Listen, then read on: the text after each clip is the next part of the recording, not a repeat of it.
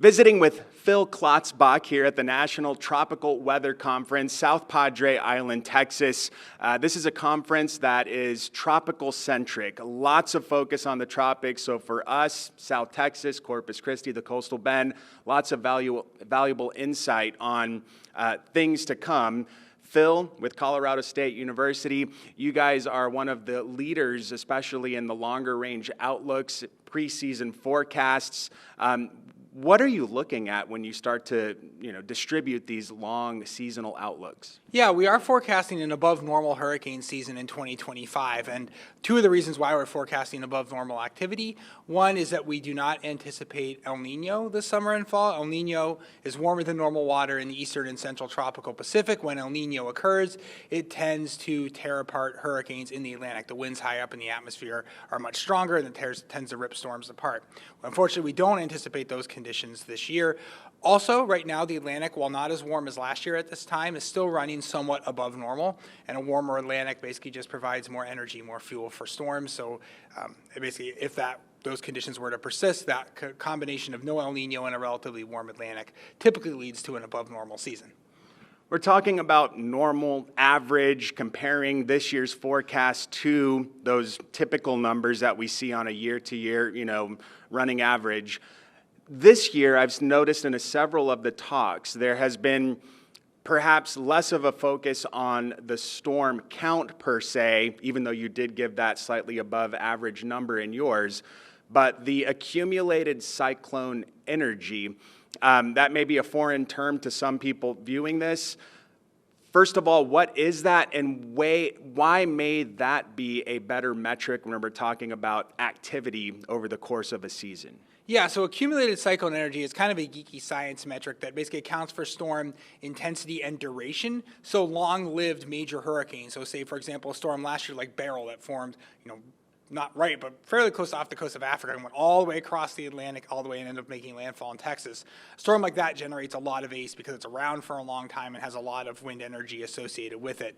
So we try to forecast that. That's our primary forecast metric. And then all of the other quantities, like the number of storms, the number of hurricanes, are based on their historical relationship with that accumulated cyclone energy metric. So since that metric we forecast above normal in 2025, all those other values are also above normal.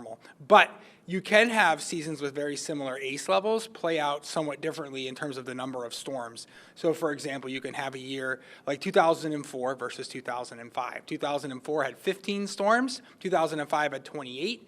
But in 2004, a lot of those storms were very powerful and very long-lived. So in terms of ACE, it was almost as much as in 2005, even though they had just a little more than half the number of storms. Yeah, when you start mentioning how the strength of the storm really raises and increases the ACE, I think of that little flurry at the end of 2020 where it was like there were 3 or 4 little tiny storms that probably tacked on a lot to the storm count, but didn't necessarily contribute a ton to ACE. That's correct. So even if you have a strong storm that doesn't last very long, it doesn't generate as much of that ACE because, again, it's kind of like an integrated wind metric. So you had the intensity, but maybe not the duration. So, for example, a storm like Helene got very strong, but wasn't around very long. So from an ACE perspective, it wasn't huge, but obviously in terms of impacts, it was very big. Yes, so I'm trying to just hammer home the point. We've got, digital sphere here. We can talk as long as we want about this, but what a good representation of high ACE, low ACE,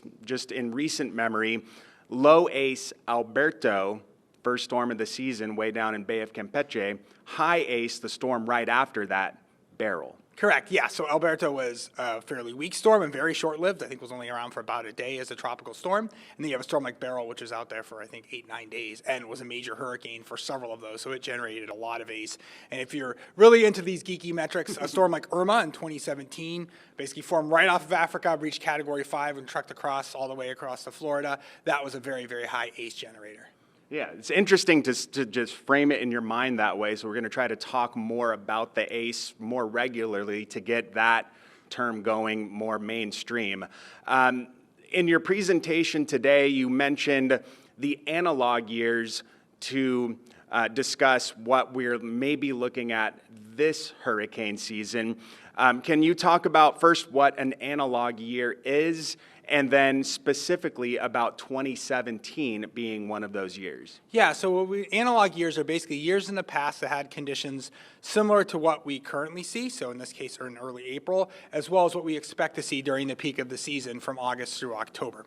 And so the 6 analog years that we selected were 1996, 1999, 2006, 2008, 2011, and 2017. And those years we selected were based on 2 primary factors. One, we were looking for years that broadly had a fairly warm Atlantic, not super warm, but warmer than normal.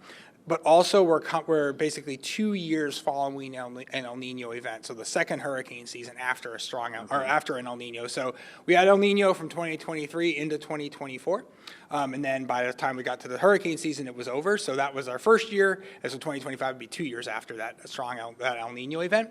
And so if you look at those 6 years I talked about, they range from 2006, which was actually a somewhat below normal season, all the way up to 2017, which was extremely busy. Mm-hmm. And so when we look at analogs, we're basically just looking for years that had conditions broadly pretty similar to in kind of the large scale, but in terms of the tracks, there's really nothing we can say this far in advance, because that's governed by day-to-day weather patterns. Exactly. That's the main point I wanted to talk about, is that 2017, someone from Corpus Christi, Rockport, Fultons of the world may think, oh my goodness, they're talking 2017. That's when Harvey came through. But just because that year is an analog for the upcoming season, it does not mean it will play out in the exact same way. That is correct, yes. And obviously, if you think about the spread of the 6 analog years, we have everything from 2017, which was super busy, all the way down to 2006, which was a somewhat below normal season, and from an impacts perspective was very quiet. Yeah, fantastic insight. I do have one more very technical and difficult question for you before we get out to the pool over here. What's your favorite part of the National Tropical Weather Conference? I mean, I think the National Tropical Weather Conference is a really cool event because it basically brings together like broadcast meteorologists from basically a lot of various hurricane-prone areas, brings together broadcast meteorologists, scientists, academicians like myself, and we get to kind of chat a lot, basically just geek out about the weather for several days and learn cool new things that are being done, and yeah, it's pretty amazing. Yeah, great. It's fun. What's this? Producer's telling me the pool is open, so it's that time. We're going to get out of here. Thank you for visiting.